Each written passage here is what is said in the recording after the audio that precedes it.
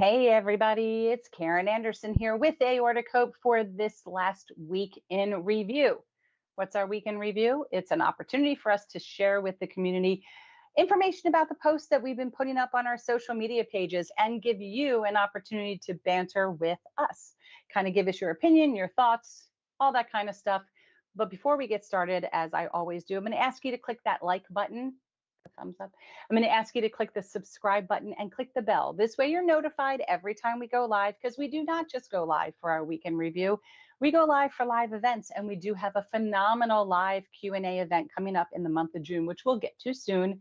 We also go live when we have very brave survivors that come on here and like to tell their story about aortic disease in their life. So we want to give them a lot of love and attention and interact with them as well. So there's a variety of ways that we go live and reasons and moments. So click the bell and you'll be notified.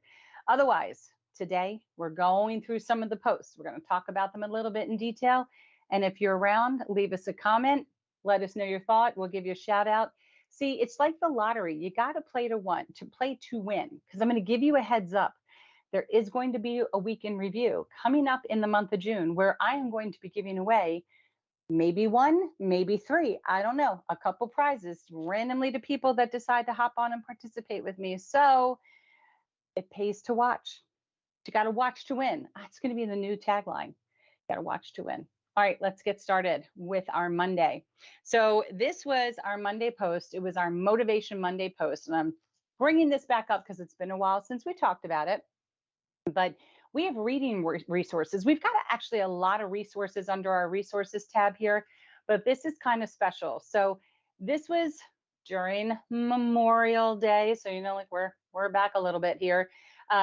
So people are probably now in the summertime starting to think about, what am I going to read by the pool, or what am I going to read by the beach, or what have you, when you're on vacation, etc. So now's the time that you should consider checking out one of these books. So if you're looking for a great book to read, and you're maybe interested in books that have been written by community members, books that have been written by other survivors, people who have experienced what you have, then you have to check out our resources about books and let us know what you think. I'd love to know your opinion, because it's not all just like a novel about their life. There's a book that's there done in the form of poetry. You might find that very interesting as well. So as you out there start creating your own materials, please let us know at info@Aortic Hope, because we would love to add you to this list. So we're going to continuously be adding other survivors and caregivers and loved ones who decide to write about their journey with aortic disease. You just need to send us an email. Let's check out some of these books here. So we have a couple in the community. This is one right here. This is called Dissected, Healing with Poetry, My Journey with two Aortic Dissections. This is the poetry book I was talking to you about. This is from Maria Trinidad Herrera. She actually had her first aortic dissection surgery back in 2009. And as she says, the fears and questions became very overwhelming. There was difficulty with diagnosis and the lack of knowledge of some of the medical professionals that were working with her. So what could have been addressed with maybe a stent or observation, if found on time, actually led her to having complicated and dangerous emergency open heart surgery that forever changed her life. The psychological traumas after the surgery became a daunting chore and led her to find a healing path. So poetry became that healing path and fortified her spirit in her most vulnerable moments. This is a link. You just got to click here on the pictures and you'll be brought up to an opportunity to check out Maria's book. We actually have a live Q&A that we did with Maria. If you check it out under our live videos that are in this YouTube channel, where you can hear Maria actually talk about her book of poetry a little bit more, a little bit greater detail, but check that out. Here's a second book by a community member, another survivor. It's called Everyday Sinner, Undeserved Miracles from an Unconditional God. It's by A.G. Helms, but that's Andrea Garrett Helms. And this is what she says. I laid there helplessly looking at my beautiful husband's sobbing face as the surgeon said, you need to decide who is priority, your wife or your child. Life is such an amazing, wonderful journey, but at times it's like a badly paved road. You're traveling along and bam. Hello, whiplash. Hello, insurance claim. Hello, Route 44 half and half tea with lemon and the good ice you've waited for all day that's now dumped on the floor. I think that's pretty funny and creative. Our lives over the past 2 years have been more like a bumpy jungle safari trail in an old Jeep with three partially deflated tires. God and we beat infertility. God saved our baby, and God saved me, a walking, talking, breathing hot mess. He had mercy on an everyday sinner like me. There are 4 cases in the world of pregnant women with type A and type B aortic dissections with an aortic aneurysm. 2 of those 4 resulted in both the mother and child perishing. People say we are walking miracles, but we say our God is a God of miracles. It took me 2 years to write this book, emotionally and physically. It holds the most personal details of our journey, and I pray that it gives you hope. I pray that it encourages you to speak to your mountain, whatever it may be, with boldness and confidence. And I pray that it brings you closer to Jesus Christ. I pray that you turn the last page feeling loved because, friend, you are so very, very loved. If you haven't figured this out already, Andrea was pregnant at the time of her type A, type B dissection. That makes things extremely precarious. If you think about it, pregnant women are providing blood flow to not only themselves, but to their unborn child. So, this is a book really of inspiration and hope. It doesn't matter if you are of faith, religious, spiritual, none of the above. The story in itself lies within her words in her book. And I hope you get a chance to check it out. Curious to know your thoughts on that. I have a question. Yeah, How did the baby turn out? baby survived. That's not what I asked. How did the baby turn out? Yeah, yeah, yeah. Like, You was there a mean compromised blood flow? Was there not nothing like that? was there any medical conditions? Not to my knowledge. I Okay. don't I don't remember. I don't believe there was an issue. Did we schedule Uh her for a chat? we we should. I think we did, and I believe there may have been an could have been COVID related or some Okay. type of illness that prevented us. But we will. We're trying to get to everybody that's an author and get Mhm. them in here and get them talking about their book. So yes, we Right have on. 2 individuals, herself, and then the last one on this list that we need to get to as well. We'll get it done. Get Yeah. it done this year. I'm on it. Okay. How My Ordinary Became Extraordinary by Terry Benson. Actually, what's incredible about this book is before I even had a chance to take a look at it, people were already talking about this book. Her book hit the shelves, and tons of people in the community were talking about this. So, this book actually invites you inside of Terry's harrowing journey through one of the worst heart conditions possible. After waking up to find her life fractured by her condition, she fought to reassemble the pieces into normal life. But when climbing the stairs, she felt like she was hiking Everest, and brushing her teeth became an actual accomplishment. It didn't take long to feel discouraged. This is the true story of Terry's recovery from an aortic dissection and the people and mindsets that actually pulled her through this. Whether you're standing atop your own personal mountain or still scaling the cliffs, this book is for you. And it is. This is again one of those books that doesn't just focus on the details surrounding the immediate before, the during, and the after. It's like expand that out. There's so much detail. And what I personally loved about this book was that I found it extremely relatable. I felt that she was saying a lot of the things that I've always wanted to say that maybe I just never got a chance to say. And now it felt okay to hear somebody saying it. It's very uplifting and extremely validating. So if you are somebody who has actually had a dissection, this is a book that I would suggest that you check out as well. They're all the nuances are just so different between these books, so very interesting. But check out this book by Terry Benson. Okay, this is another author that we need to have on our live Q and A's. I have not actually had a chance to read every single detail of this book. I read most of it, and I was extremely intrigued. Again, I don't want to give away too much detail, but it is a very interesting book. This is called Life and Death, a true story of surviving an aortic aneurysm and dissection. This is Start done that by over again. Robert. I'm Life sorry, life after death. Life, I'm sorry. Life after, you know what it is? I have a light that's right in front of the word after, and that's why I thought it said and. Life after death, everybody. Life after death, a true story of surviving an aortic aneurysm and dissection by Robert Fisher, goes by Bob. So imagine rising on a normal day, unaware that you have a rare, deadly underlying medical condition. Without warning, an excruciating pain crosses your chest. You barely make it out of your living room and to the operating room, but your body somehow manages to hang on, narrowly surviving what most do not.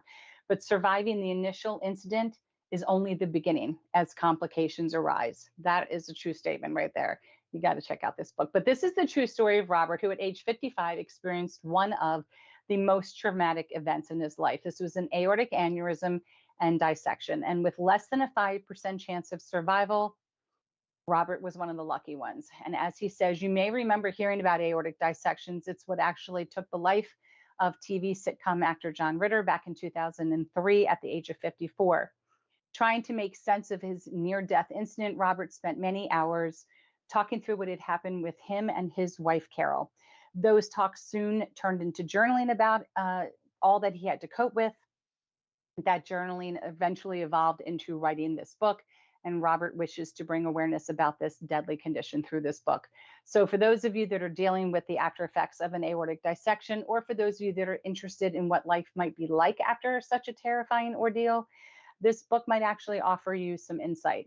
Again, this is Life After Death, a true story of surviving an aortic aneurysm and dissection by Robert Fisher. Okay. That brings us then to another book that has been around for a very long time, longer than I've actually been part of this community. And this book is called Miracle Man, Beating the Odds, Cheating Death. This is by community member Scott Pribble. And this is what he says about his book. Do you know anyone facing or has faced a major surgery, illness, disease, or other life-changing personal financial situation? I think we all kind of know someone in that situation. Does that person need hope, inspiration, spiritual grace, and the sheer will to keep going? Do you know people who want and need to lose weight quickly yet permanently with minimal exercise? Author Scott Pribble survived an internal injury, which was his aortic dissection as well. That's 90 to 95% fatal. That was the stats that were around at the time that he wrote this book. Those stats have significantly improved, thank goodness. But in this book, he describes his 7-year rehabilitation and his comeback. Pribble also describes how he lost 50 pounds in 2 months. These are all suggestions that you should take under advisement. And if something resonates with you, absolutely take that information back to your physician to discuss if it's part of a plan that maybe you might want to implement. There's a lot of stories and information, lessons in his book. So again, another book that I would suggest. But if you're someone in the community and you've written a book, or you've written a journaling book, or any kind of manuscript that relates to how you have actually handled going through your aortic disease, please reach out to us. Please let us know about it so we can share it with the community. Just send us an email at info@aortichope.org, and we will be sure to place this under our resources. That's a big Monday. We're going to get you to write one of those. Right. I'm aware. I'm so on it. I bet you are. It's all up here. I bet it is. I bet it is. Like I said, 1 chapter a week. It writes itself. Okay. All over it. It doesn't have to be a monster novel. I have a good title. I did get that far. I think you should write a trilogy.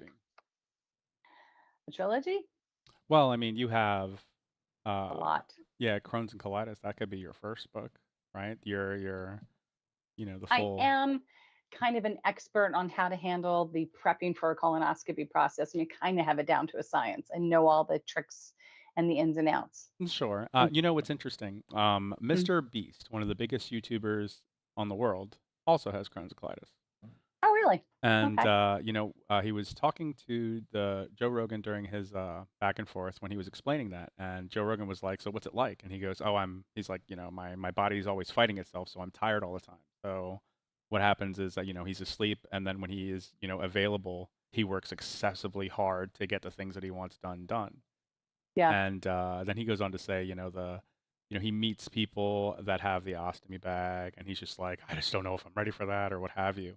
And then I remember what you said after you got yours, and you were just like, life changed for the better. And you were, Yeah. but that same hesitancy, which was, pretty interesting. It's just pretty I interesting take think from his side. I think everybody has that hesitancy. And what I learned after getting my ostomy is so many people end up with one because of colon cancer. Mm, And then you move down to the next group of people who have colitis, or then people who have Crohn's. And what was initially the scariest concept in my brain about all of this, separate from colon cancer, ended up being really my saving grace. Now, the other interesting thing with Crohn's is, while I might not have any bowel issues, I still like it still wreaks havoc on everything. So then the mm, question is your exhaustion because of that, or is your exhaustion because of the after effects of a dissection? Is your joint pain because of Crohn's? You don't know what it is. mm. You say, who cares? It's there. Let's just deal with it. It doesn't matter why it's happening. You just learn to deal with it. Wow. Life of a chronically ill person, I'm telling you, with bad genes. I say it all the Is it time. going to be the Sisterhood of Bad Genes? Is that the I title? just hold on. Hold on. Sisterhood. Sisterhood of bad genes. Well, if I was going to talk about my life after, I think that it's turning selfishness into selflessness. That's You've said that a 100%. couple of times. Yeah, I've heard you I say like that. kind of like that. But I like the sisterhood of bad genes. Did you feel It might like be it a was whole being selfish when you were going through this? no, I think that creating aortic copa was initially done out of selfishness Oh, because I oh, needed stuff oh, for oh. myself. Mm, I didn't even have a clue about aortic disease. I didn't know what this could possibly serve for other people. I just knew what I wanted to feel for myself. What I put out, I knew I would get it back somehow in responses, and then it turned into this whole other thing of doing stuff that I didn't even necessarily need, but turned out I liked. So it's just weird how it just made this shift, mm, mm-hmm, mm-hmm. which is kind of cool. Kind of cool. I think so. All right. Sisterhood of bad genes. I kind of like it. All right. We're moving on to topic Tuesday.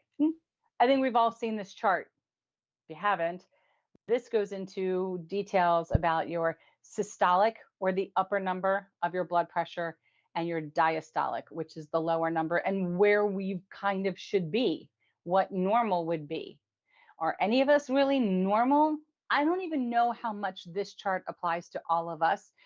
Because of our situations, our doctors should have given us an idea on what is our goal to achieve. So for me, if I'm even in the low 130s, I'm good. It's okay. I don't have to be at 107 because I become non functioning. If I go up to 138, I feel like I'm being strangled. But if I'm somewhere in that in between, I'm good.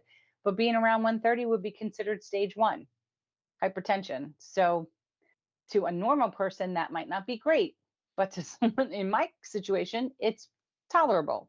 So take these things for what they are. Again, just things to take back to your doctor and ask, where do you want me to be? So take it with a grain of salt. All right. So this is our topic Tuesday from Adam. And this week he was teaching. Remember, Adam is our third year medical student. We're so happy to have him on our team and contributing his medical knowledge into these blogs. So this week, he wanted us to learn about one of the strongest risk factors for aortic aneurysms and dissections, and that is hypertension. And hypertension, which is also called high blood pressure, really occurs when the force of blood that's traveling against the artery walls, is higher than it should be. And over time, this increased pressure could cause the walls of your vessels to weaken and cause a higher risk of heart attacks or stroke or structural damage, which would be your aneurysms or potential dissections. You don't need an aneurysm necessarily to have a dissection. Okay. So when you're reading your blood pressure, you're going to see two separate numbers divided by a slash. They're separated by a slash. And the first number, your systolic, which is the top number, is actually the pressure that's in your arteries when the heart pumps and pushes the blood out. The second number is your diastolic blood pressure, and that's the lower one. And that's the pressure of your arteries when that blood's coming in and filling up the heart in preparation for that next pump out of blood. So systolic is the top, that's the pressure of it coming out to go to the rest of the body. And the diastolic is the lower, and that's the pressure of the blood coming back into the heart, preparing to go back out again. It's pretty amazing when you think about body. It's fascinating. Um, okay, so this table that we had just showed you, this one up here, it's from the American Heart Association. And it basically summarizes what ranges of blood pressures, what they're considered. What are they considered? When are they considered elevated? What are the stages of hypertension? And if you or a loved one have actually been diagnosed with hypertension, there's several remedies that might actually control your blood pressure. So be sure to always consult with your physician about the plan that might be best for you, especially given your family medical history. So this is why Think Aorta, Think Family comes into play so often, because you could have what's called a familial hypertension, where it doesn't matter what you're doing. You may not be overweight, you might not have been a smoker, but you just have hypertension and it just runs in your family. So it's not like it's anything that's your fault, but these are important things to be able to discuss with your physician, and they'll kind of work with you to create the plan of medication, if there needs to be diet changes, whatever the case may be, to get you into a better range where they want to see you. Healthline actually shares some wonderful natural remedies that might actually help keep you and your blood pressure under control. So some of these things are logical, and we talk about them all the time, like having some exercise in your life. We talk about moving all the time, but they, as always, would like you to get 30 minutes of exercise, at least 5 times a week. So 30 minutes a day, 5 times a week. I am not doing that, but it would be great if everybody else were doing that. This is going to help increase your heart and your breathing rates, get your heart rate up, your breathing rate up. And you don't need a gym membership to do these things. Just walk, just walk. All right, doing some things like using the stairs instead of the elevator. As long as you're not going up 100 flights, I think you'll be fine. Parking your car farther away, which I do when it's not an extremely hot day, so that it's easier for me to get to where I need to go and I'm not so winded. If you can walk instead of drive, that's also would be beneficial if you're close enough to do that. Do some gardening, do some housework, some chores, clean out your closets. I say this all the time, reorganize your microwavable containers in your Tupperware. Go for a bike ride. Any kind of activity counts. It's going to count in raising your heart rate and raising your breathing, that kind of rate as well. Reduce the intake of salt. We say this all the time. I know Chef Rob, who is one of our culinary and nutritional educators, who is presently in the middle of doing his Aortic Kitchen series, which you will be able to catch very soon. Check it out on our events page. We'll go over that. Talks all the time that salt is referred to as the white devil. Salt No, and the sugars. Salt and sugar are called the white death. The white death. Yeah. It's worse than the white devil. We're past the devil. We're already dead. White death. White death. Thank you. I knew it was something that started with a D that wasn't great. And I would include processed foods in there too. That's probably not great for you either. Eat high potassium foods. Now, be careful before you start chomping down a lot of high potassium foods, because you might be on a medication that has potassium built into it. Just saying. You would not think to discuss these things with your doctor, but it's super important, because what if you're taking medication that already has the potassium supplement in it, and now here it is, you're like chomping down on a ton of food, potatoes or bananas and lentils and all these things that have potassium in it, and now you've got too much potassium. So talk to your physician about that. Stop using tobacco. If you have to reduce first, fine, but just stop smoking in general. Not good for you. Reduce or stop your intake of alcohol. Now that's important, because you might be on a piece of medication that does not do well with alcohol. I don't think a lot of our medications have interactions with grapefruit juice or alcohol, but double, triple check. It would be on the label of your medications. When in doubt, ask your pharmacist or ask your doctor. But definitely, we're not talking partying 7 nights a week. So just within moderation. Everything's in moderation. Same thing like chocolate. They do say that dark chocolate's better than milk chocolate. I love me some milk chocolate in moderation. I like it a lot around Halloween because I can get the little minis and then I can just eat one and I can just keep there for a long time. So that's how I like to bring in my chocolate into my diet, tiny bits. Sleep. Sleep is super important. Now, I know you guys are up all night because I see you on Facebook. I see you. Insomnia, insomnia, insomnia. You're all talking to each other. Why am I not asleep? It's because you're on Facebook. Just like me. Figure out how you can get some good, decent sleep. And I know a lot of times with some of these meds, they can actually induce nightmares. They can actually produce some insomnia. Again, not things that anybody's thinking about mentioning to their doctor. There could very well be a correlation between what you're taking and the fact that you're not sleeping. Talk to your doctor. They may be able to switch out a medication and get you on something that helps you with your sleep and helps you with the blood pressure issues they're trying to correct. So please you can't over communicate with your physicians. Drink water. Drinking water is huge. It's your friend. Drinking lots of water is great, especially this time of year when it's really hot and you can become dehydrated, and that's going to have all kinds of effects on your blood pressure as well. And as Adam says, as always, our family at Aorta Cope thanks you for being on this journey with us. Think aorta. Don't forget to think aorta. Again, thank you, Adam. We appreciate the time that you take while you're studying and in your classes to write these Topic Tuesday blogs for us.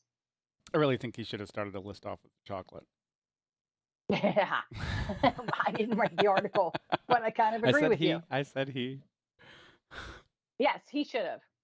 Start with I'll be sure to mention that to him. chocolate, get down to chocolate sleep, and then start telling the people what they And can't then the do. white death. And then the Right. white death at the end. By the way, Hey, like you need to have a little chocolate with your red wine. So what are you going to do there? Like, I can't believe you choose milk chocolate over dark chocolate. Have you ever had dark chocolate peanut M&Ms? no. Once you give that a shot, you'll never turn back. Okay. They're in a purple bag. Dark chocolate peanut M&Ms. I can't even buy them. I can't even buy them. I'll eat the whole bag. Okay. But here's the thing. All right. If with the milk chocolate ones, the standard M&Ms, like Right. you won't stop eating them, right? Yeah. But with the dark chocolate peanut M&Ms, after like 4 or 5, you're just like, okay, that's good. For whatever reason, I don't go through the whole bag as fast. Like All right. instead of crush, because the other thing is they don't sell it in the single serving bags. They only sell it in the shareable bags. Okay. I'm willing to try. And I'm always willing to try. And I have tested this theory on several of my friends. I've like put out the little dish of the dark chocolate peanut M&Ms, didn't tell them that it was dark chocolate peanut M&Ms. They throw it in. They're like, "Hey, this is different. This is good." Then I explain it. And then I just watch. I don't say anything about how many are they going to eat, but after like 4 or 5, they're like, They're "All done. right," they're just kind of sated and they sit back and they don't reach back into it. It's very interesting. But Very also interesting. delicious. Okay. Well, I'm willing to try. We'll do it. I will do it, and I will let you know what I think. My my other go-to is the Lindt dark chocolate with sea salt chocolate bars. I'm not a sea salt. And look, I love some sweet and I love some salty, savory, but I can't do salted caramels. I don't like it. It's not the same. It's dark chocolate. I don't like chocolate with salt. It's not milk chocolate. It's like, why do people put apples or grapes in chicken salad? You're asking somebody who doesn't like or appreciate fruit and baked goods at all. I'm more of I don't appreciate fruit and mayo put together. I won't even eat mayo. Right? That's just, I think it's disgusting. Sorry for all of you that think it's great. Yeah, I'd you love to mayo know why you lovers think it's out great. there, they're broken people. I feel the same way about cottage cheese lovers. They are severely broken. Won't eat it. No, it's curdled milk. Sorry, I got a problem with it. So that's why we need Therapeutic Thursday, because now I'm thinking about cottage cheese and feeling really gross. Okay. I do like this. Keep your eye on this. We're going to talk about what you're looking at right here. Okay. With the weather getting warmer now, it's time to try earthing. I've heard it called grounding. I've not really heard it called earthing, but it kind of makes sense. So there was an article by Jeff Hayward in Active Beat, which actually refers to the connection between the human body and the earth. And basically, it means going barefoot, not where there's a lot of bees and stuff like that, but going barefoot and actually reaping the energy from the ground. So it doesn't matter if it's the beach, it doesn't matter if it's grass, it can't be concrete. Okay, it can't do that, but you can put it in dirt, you can go in the mud, you can go into a stream, stuff like that. But there's supposedly a lot of health benefits from this. So there was actually an article produced or written in 2018 by the NIH, National Institute of Health, that resulted from a 15-year-long study, and it was titled "Grounding Patients with Hypertension Improves Blood Pressure." It was a case history series study written by Howard K. Elkins and Angela Winter that demonstrated that grounding or earthing the human body to the Earth's surface uh, charge to the Earth's surface charge generates multiple beneficial psychological effects. Anecdotal reports include a lowering of blood pressure. That was a lot for me to say. I've done this before. I've done it outside. Just you kind of just take those socks off and just stand in the grass. Just stand there. And you just it's kind of nice to put your feet on the earth. You know, we don't really think about it. We've got shoes on. We're walking around on floors and grounds. And how often do you get to just have your feet touch the earth? And everything is made of energy. So we can just leave that right there and get into what those benefits are. And it's not that it's just that it's relaxing, okay, because it is, but it's more about absorbing the energy that the earth, I guess, creates and produces. And at the beach, most recently while I was there, after reading this article, I thought about it and just kind of went right to the water's edge and just tuned out everybody around me and just dug those feet. Now, I do not, let me tell you something about me. I do not like feeling sand, wet sand on my feet. It's a problem for me, like popsicle sticks. It just, ugh, it's just a problem. It causes a visceral reaction. But when I went in there and just let the water, and I was in, I like I knew my feet were in, I was part of this earth. And I just sat there and it was the wildest sensation and feeling. Just it's like anything that was going on behind me just was gone. And I was just ocean. And I can't explain it. And I'm not like a metaphysical, if you know me, you know, I'm not like this metaphysical, you know, kind of, that's not me. Tree hugger person. I will try anything and I'm into it, but I'm not into it like that. Crystals, stuff like that. I believe in all of it. I'm just not necessarily into it. But this is something everybody needs to try, especially when I read there was an article that was written after 15 years of research and showing that it did reduce the effects of hypertension. This is something that worked. Again, did it work because it's relaxing? Does it matter? Try it and let us know. I think it's fabulous. Hold on. Before you go, Oh, explain this yeah. popsicle situation. Ugh.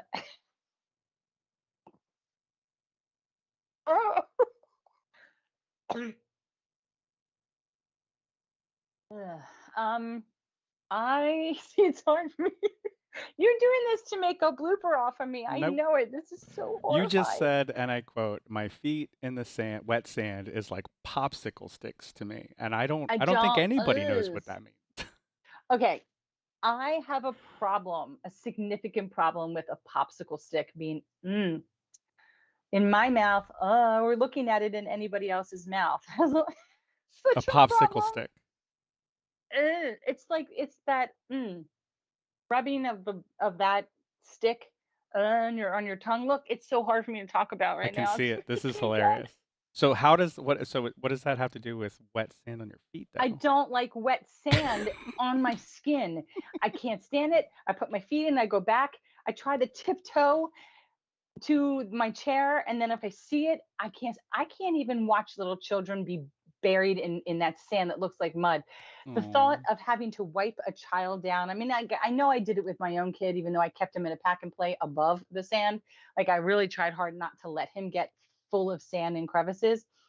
I just can't stand it, and yet I'll go for a scrub at the spa. Don't ask me. I no, don't. no, It's no. it's I a get it. Safe space. something, but I like the soft sand, the kind you can just Tap kind of off. brush off. Like, yeah, because if I put sunscreen on and a couple kernels of sand get in there, a couple grains, I am going to lose my mind if I have to touch it. I can't Mm, take it.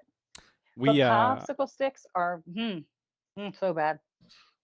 I got you. We would bring a pitcher to take out to the ocean with us, and then when we would walk back, we would just wash our feet off with the pitcher, That makes a and then lot we of would sense, dry our right? feet off and sit back where we were sitting.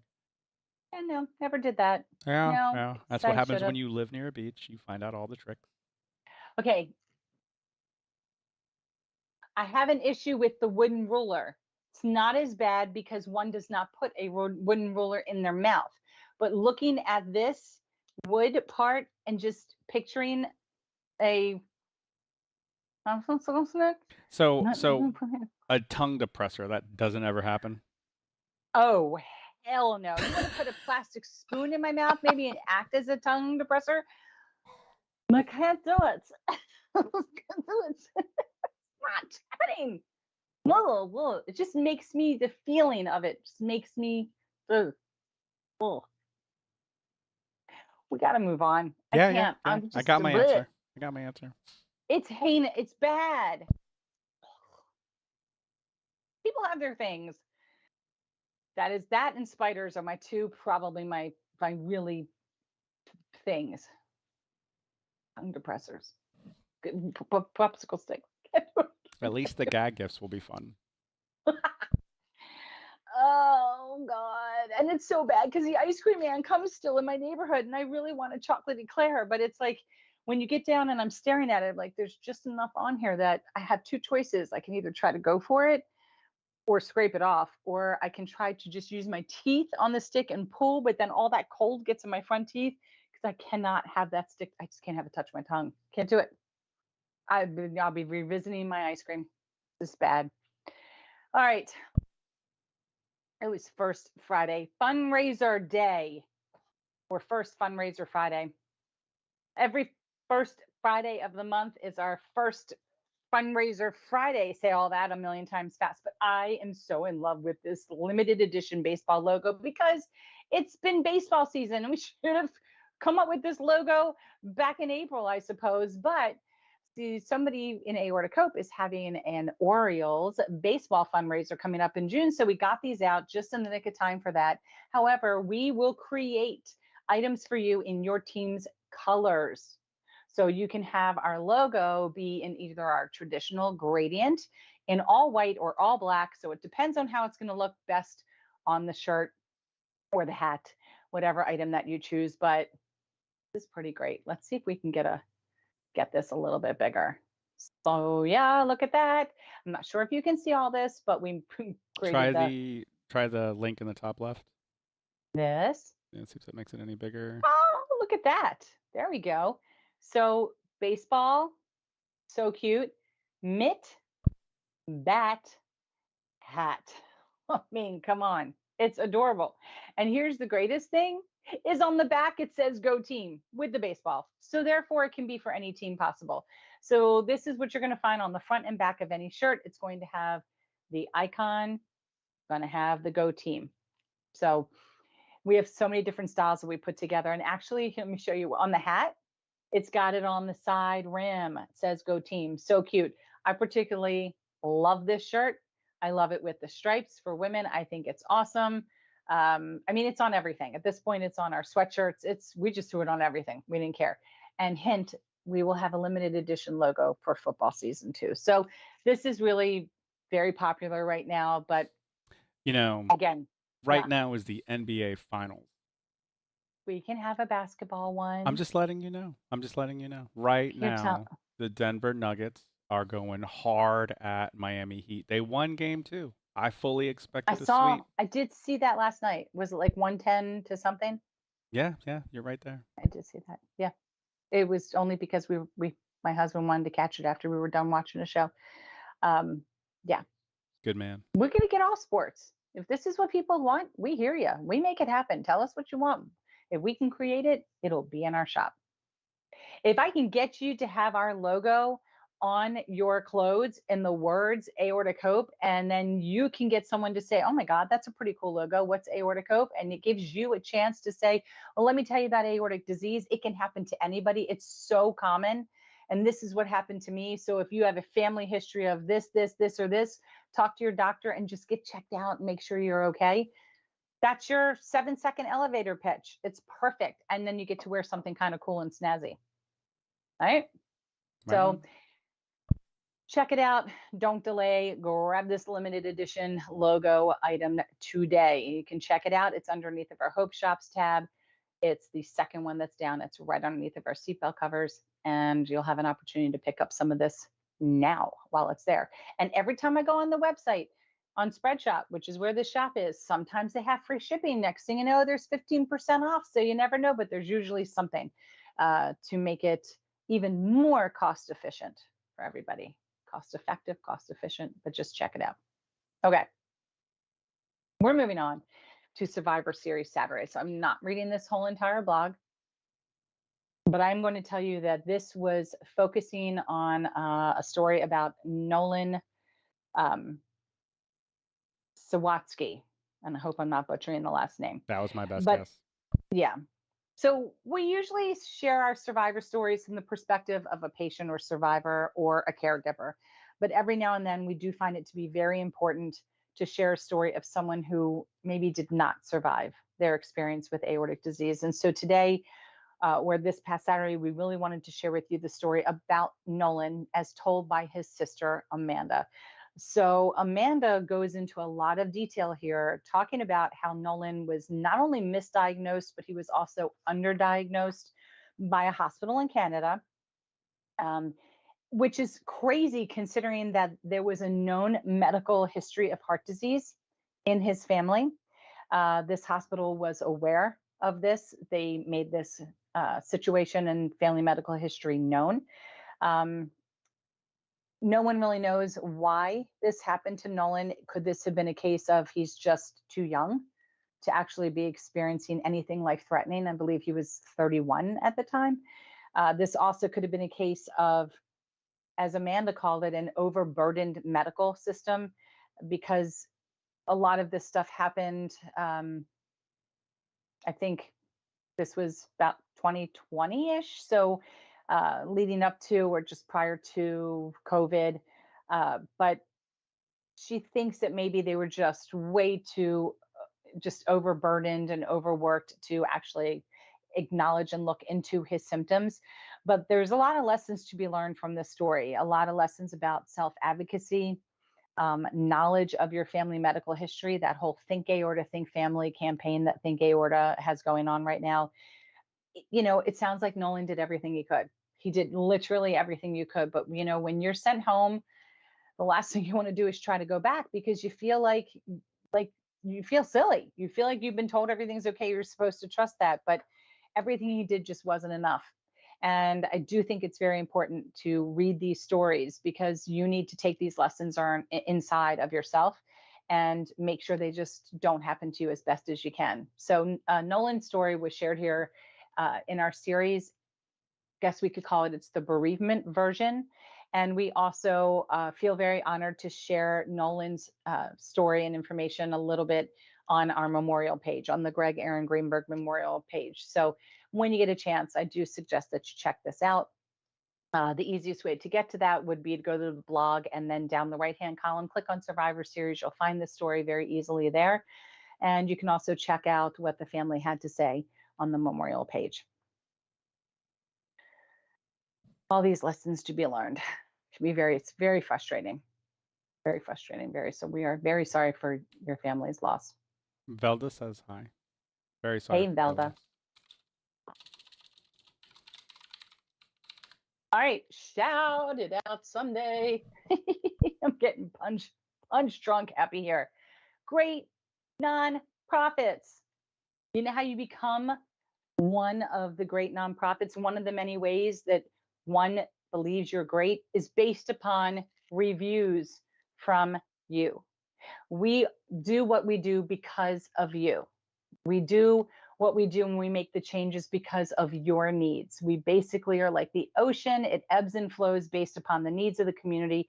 And we work extremely hard to make sure we're meeting your needs. Everyone on our board, all of our directors, our social media administrator, everybody who's involved with us have all been touched by aortic disease. They all talk the talk and walk the walk, and we do it every day for you.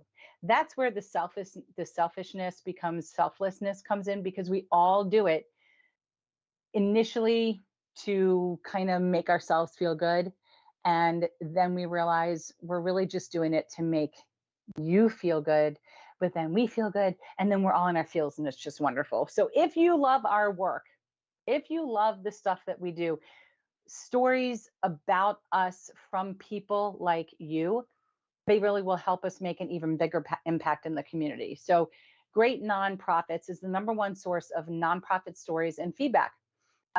It's honoring highly regarded nonprofits with their 2023 top rated list. Help us raise our visibility.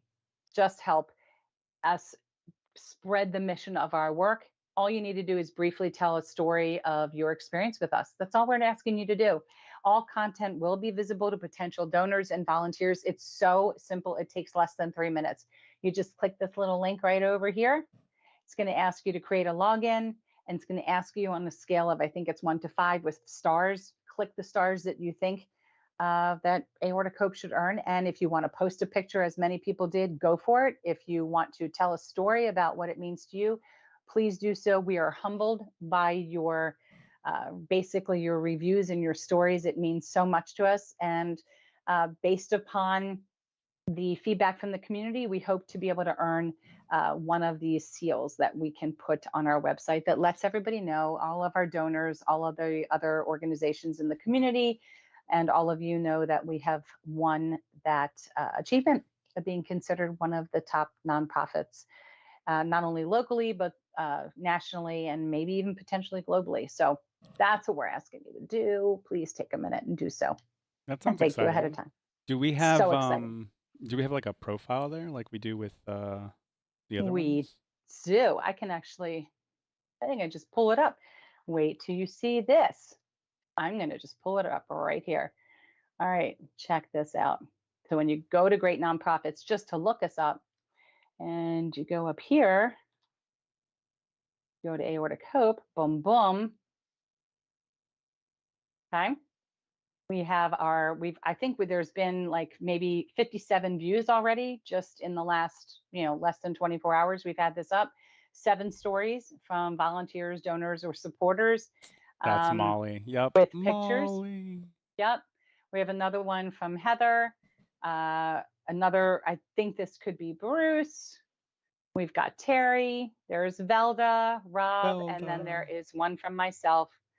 So we'd love to hear from all of you. I'm not too sure how many we need to have as a minimum to be into consideration to be rated, but we're on a good path right now. We're doing good. Oh yeah, so check it out. It's super exciting. Okay. We're going on to events because there's so many things happening this month. I can't keep track. If you saw my calendar, it's crazy. All right. So what is today? I'm so confused. All right. Right. Because we had the Aorta Hangout last week. All right. So we're in the Hope Weekend Review. Tomorrow, we have our Aortic Hope, Aortic Bridge virtual support group. This is open to anybody. All you need to do is click this link, sign up once, register one time only, and then you will receive a link and an invite to all of those support group meetings. You will never receive one for the caregivers because you're not a caregiver. If you're a caregiver, you can be in this one, but you also get to be part of the caregivers only support group meeting. We'll get to that one in a minute. So this one is at 12 o'clock. Eastern Standard Time. It's the first Tuesday of every month. This is truly your typical support group meeting. We believe in July, we're going to have a special guest. We try to at least have a special guest every other month, every 2 months, or what have you. So check that out when you get a chance. Also, tomorrow on the 6th at 7 p.m., we have our 3rd installment of Aorta Kitchen. It's episode 3 with Chef Rob and his wife, Mindy Seltzer. So I'm not even sure what they're doing tomorrow. Pretty excited. I know what they have done so far is how to create soup stock, and they've also done a couple other soups. So we're going to see another video come up about those soups. I think we might have had a little bit of technical difficulties, but all those recipes are up on our website underneath of, I think we put underneath of Aorta Kitchen, correct? I don't know. The separate tab. I think he's tagging it Aortic Kitchen. Okay. So if you go there, you should find those posts with some of those recipes. We then have our Aorta Hangouts, which happen on Thursdays at 2 p.m. Eastern. All of our times are Eastern. And the hangout is just that. It's a crazy hangout. It's just a bunch of people getting together. So it's not that support driven, knowledge based, knowledge sharing type of a meeting. I'm sure there's a lot of knowledge being shared, but it's definitely more relaxed. It would be like it would be if we were all hanging out at a Panera or, someplace else and just yucking it up. So that, did I just say yucking it up? You really did. The Who current says that? the current rule seems to be no news or good news when it comes to the hangout session. Okay. However, if that's your first experience in any of our support groups, you're gonna get the we'll tell us a little bit more, and you're gonna get the let's get you kind of folded in. Uh huh. Um, we had a lady join us from Ireland, and Oh, she's awesome. 2 months out of her dissection. Wow. Yeah, yeah. Wow. So I sent her the UK and Ireland's patient guide, and you know, Wonderful. made sure she That's had great. access to some of the information that she could use. But like again, That's like great. it's a magic thing that happens when the patients are talking to patients that have already been through this. Like you can see the relief Yep. on their face, like, oh, you guys have Yeah. been living with this for years. Oh, and it's just you remember the loss, the feeling lost, I should say, of what's going on with me. Who can I talk to? Your doctors certainly Mm. can't explain what you're going through. No, I can remember when this happened to me, I just thought this has to be a one off. Like this seems so bizarre and rare. And then I was stunned at how many people were in this community. And we were just doing, so we list aortiversaries. We give shout outs for people's aortiversaries on Facebook. It's free. You just go under Aortic Hope's Facebook page and under our photos, look for the album Aortiversary, and in there find the picture that correlates to your month. And in the comments, put your name with your date, your month and day and year of your aortiversary so we can give you an appropriate shout out. And I will tell you, some of the years we're coming up on 50 years, high 30s. There's more and more. We're finding people in these high double digit numbers since their dissection or since their open heart surgery. And it's just so amazing. Now, when this happened to me 8 years ago, they were talking about mortality rates of you were lucky if you made it to 5 and don't think you're probably going to make it past 10. But that's just because they weren't following people unless you had a known syndrome like Marfan, Turner, ACTA2, Lowy Dietz, Ehlers-Danlos. If you didn't have any of those, they stopped following you. They figured it was a one off. And then they realized that so many people were not surviving. And they started following people that didn't have a known condition through genetic testing. And those people now all of a sudden the mortality rates were dropping. Longevity was, living longevity was increasing, whatever I'm trying to say. So now we're starting to see all these numbers again that are just going higher. And it just, if anything's going to make you feel hopeful, it's looking at those aortiversaries. It's seeing those dates, even the 1 year. When you can make that first year, we have a gentleman in the community. He's still counting by months, and it's been like 3 years, or he'll say like 42 months and 3 weeks. It's important to him. It makes him happy. Um, it's interesting how everybody handles it, but seeing it, I think, makes people feel hopeful. So, yeah, hang out if you want the more relaxed, like yuck it up. I gotta tell you, they let me tell some of the dirtiest jokes. It's hilarious to watch them laugh. So I'm gonna try to. So it's my mom's birthday, so I don't know that I'll be getting in there this week. It's always something. I have to stop scheduling things on Thursdays. But there is somebody that's out there. I don't have his name right this second. No, I think I do. And he started off on TikTok, and now he's all into Instagram, and he's probably on OnlyFans because that's where he tells the dirtiest stuff.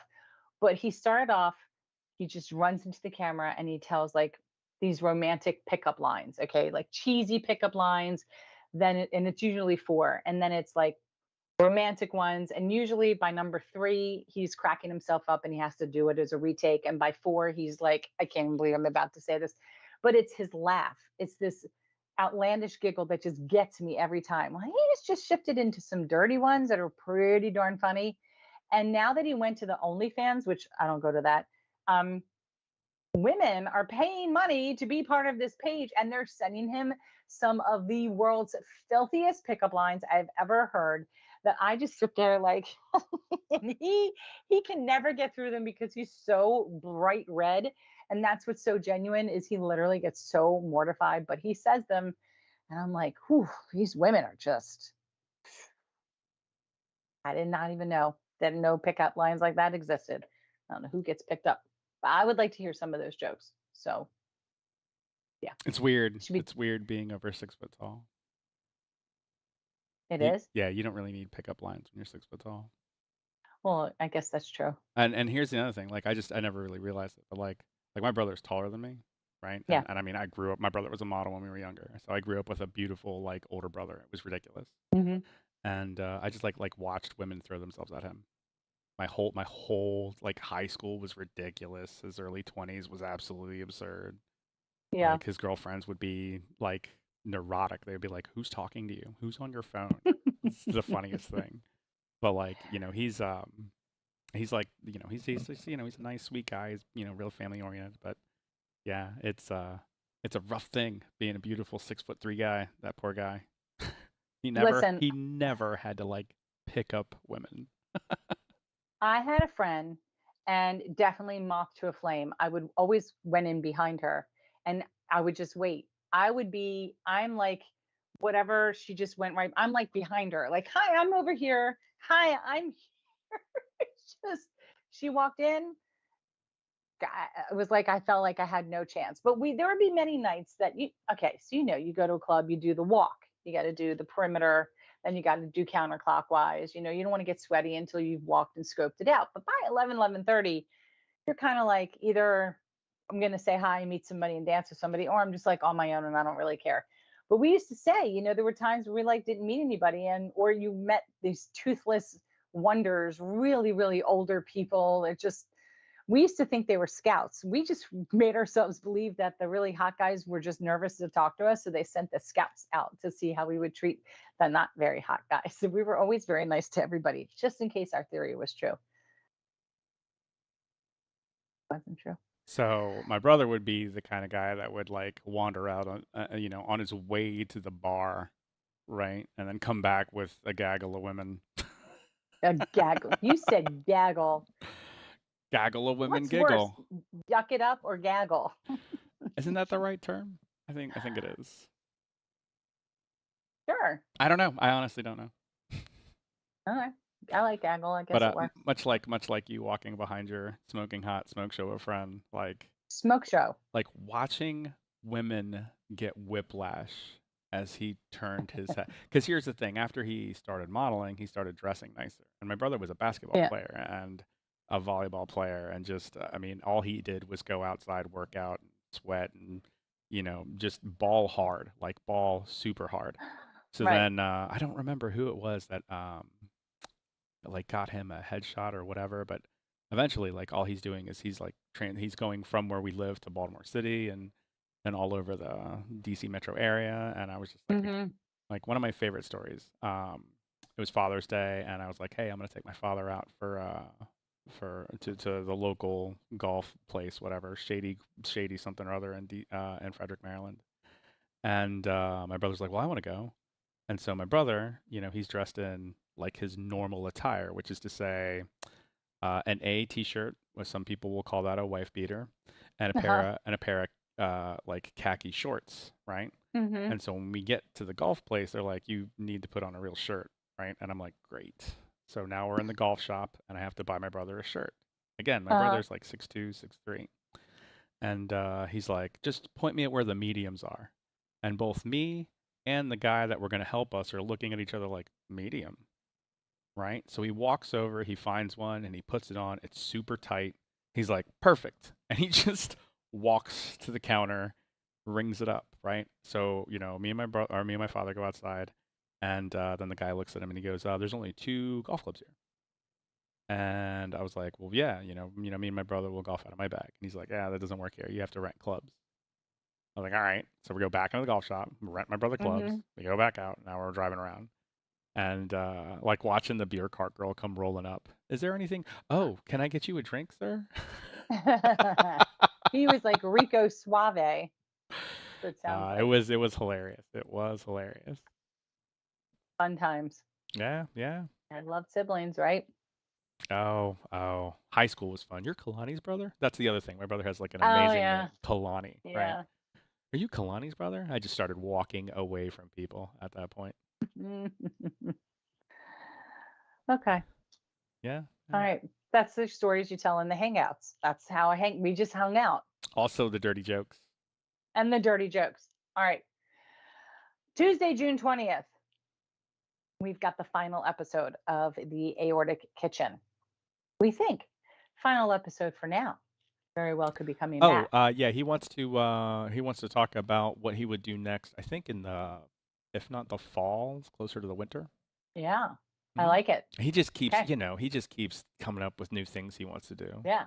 Yeah. You do a whole entire thing of desserts before the holidays that Not are just good for you. desserts, like a specific type of a dessert he could talk about for an Yeah. hour. Like he's, oh Okay. God, the It's two good. of them, It's good so stuff. good. Yeah, I was looking at the recipes that he's put up here on the blog again under Aorta Kitchen of those soups, and yeah, they're on my menu. My husband could eat soups all the time, so I'm open. I just don't Hmm. love hot soup when it's hot outside, and definitely not a hot cream soup because then it's like we're talking about cottage cheese again. Can't do that hot. I just had a hiccup. Can't do that hot cream soup in the heat. But yeah, all right, exciting stuff. The 22nd, which is a Thursday. So that afternoon at 2 p.m., we have the hangout. But at 7 p.m., we have one of our most popular live events. This is with the law firm Dougherty, Chella, and Keene. This is with Chris Dougherty, partner, and Barbara Mountain. And they are going to talk about navigating the disability process. So for those of you who are thinking about getting into this process, things have changed a little bit. Time frame is different. These things change according to what's going on in the economy, going on in the government. And it may be a case of we thought it was hard to get in before. I think it might be a little bit harder now to get approved.